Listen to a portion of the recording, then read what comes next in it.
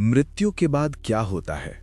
अगर मैं आपसे पूछूं, मृत्यु के बाद क्या होता है, तो ज्यादातर जवाब एक जैसे होंगे। कोई कहेगा स्वर्ग या नरक, कोई कहेगा पुनर्जन्म, कोई कहेगा आत्मा ऊपर चली जाती है, और कोई कहेगा कुछ नहीं होता, सब खत्म। लेकिन आज एक ईमानदार सवाल पूछते हैं। इनमें से कितनों का जवाब आपने खुद जाना है और कितनों को बस सुना है? क्योंकि मृत्यु पर बोलने वाले ज्यादातर लोग या तो डर बेचते हैं या दिलासा। गीता इनमें से कुछ भी नहीं करती। सबसे पहले एक बात साफ कर लेते हैं। गीता मृत्यु को घटना नहीं मानती। गीता मृत्यु को एक प्रक्रिया मानती है। और यही वो जगह है जहां यूट्यूब वाली स्पिरिचुअलिटी फेल हो जाती है। गीता का सबसे ज्यादा दोहराया गया श्लोक और सबसे कम समझा गया, न जायते म्रियते वा कदाचित नायम भूत्वा भविता वा न भूया। इसका मतलब सिर्फ इतना नहीं है कि आत्मा अमर है। अगर यही मतलब होता तो गीता इतनी गहरी नहीं होती। असल बात यह है, जो मरता है वो तुम नहीं हो। अब ध्यान दो, ये कंफर्टिंग लाइन नहीं है, ये डिस्टर्बिंग है। गीता साफ कहती है, जिसे तुम मैं कहते हो वो पहले से ही बदलता रहा है। बचपन का शरीर चला गया, पुराना मन चला गया, पुरानी पहचान चली गई। तो सवाल ये नहीं है कि मृत्यु के बाद क्या होगा। सवाल ये है, जो अभी बदल रहा है वो खुद को स्थिर क्यों मानता है? YouTube पर मृत्यु को ऐसे दिखाया जाता है जैसे कोई दरवाजा है, एक तरफ जीवन, दूसरी तरफ कुछ और।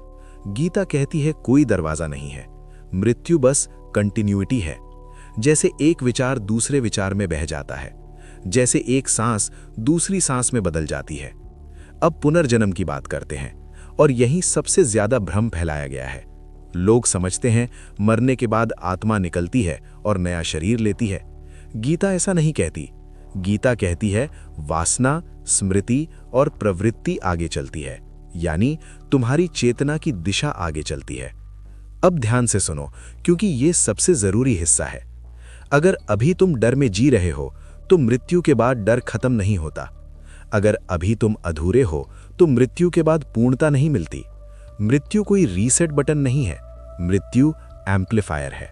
जो तुम हो उसे और तेज कर देती है। इसीलिए गीता कहती है, जिसे मृत्यु का भय है वो असल में जीवन से भाग रहा है। क्योंकि जिसने जीवन को समझ लिया उसके लिए मृत्यु कोई दुश्मन नहीं। अब स्वर्ग और नरक की बात। ये बात कड़वी लगेगी, लेकिन सच यही है। गीता में कोई स्थायी स्वर्ग या नरक नहीं है। स्वर्ग और नरक जगहें नहीं है, वे अनुभव की अवस्थाएं हैं। जो मन लोभ, अहंकार और डर में जीता है वो अभी नरक में है। जो मन स्पष्ट, शांत और जागरूक है वो अभी स्वर्ग में है। मृत्यु इन्हें बदलती नहीं, उजागर करती है। अब सबसे असहज सवाल, अगर सब चलता रहता है तो मोक्ष क्या है?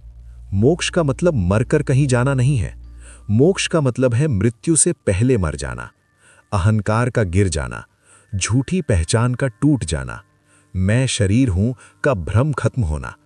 गीता कहती है, जो व्यक्ति जीवन में अपने को देखने लगता है उसके लिए मृत्यु कुछ नया नहीं लाती, क्योंकि वो पहले ही देख चुका होता है कि देखने वाला अलग है और बदलने वाला अलग। अब सोचो, अगर मृत्यु के बाद सब तय हो जाता तो गीता जीवन पर इतना जोर क्यों देती? कर्म, विवेक, ध्यान, ज्ञान, ये सब मरने के बाद के लिए नहीं है, ये अभी के लिए है। क्योंकि मृत्यु के बाद कुछ नया जोड़ा नहीं जाता। जो बीज अभी है वही आगे बढ़ता है। इसलिए ये मत पूछो मृत्यु के बाद क्या होगा, पूछो अभी मैं किस स्तर की चेतना में जी रहा हूं।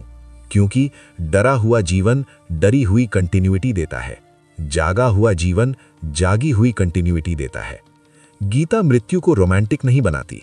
गीता कहती है मृत्यु कोई समस्या नहीं, अज्ञान समस्या है, और अज्ञान का समाधान मरने से नहीं, समझने से होता है। इसीलिए मृत्यु के बाद क्या होगा ये जानने की कोशिश अक्सर भागने का तरीका होती है। हम ये पूछते हैं ताकि अभी की जिम्मेदारी से बच सकें। लेकिन गीता उल्टा पूछती है, जब तुम अभी जीवित हो तो क्या सच में जी रहे हो? अगर तुम अभी भी भीड़ की तरह सोच रहे हो, डर की तरह जी रहे हो और आदतों की तरह चल रहे हो, तो मृत्यु के बाद कोई चमत्कार नहीं होगा। और अगर तुम अभी जाग रहे हो, देख रहे हो, समझ रहे हो, तो मृत्यु बस दृश्य बदलेगी, सच नहीं। अगर ये बातें तुम्हें शांति नहीं दे रही बल्कि सवाल दे रही हैं, तो समझो गीता काम कर रही है, क्योंकि गीता डर हटाती नहीं, अज्ञान हटाती है। और अज्ञान हटते ही मृत्यु भी बस एक प्रक्रिया रह जाती है।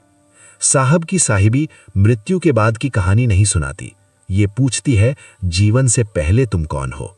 अगर ये बातें सुनकर तुम्हें शांति नहीं मिली बल्कि सवाल पैदा हुए हैं, तो घबराओ मत, क्योंकि गीता मन को सुलाती नहीं, जगाती है।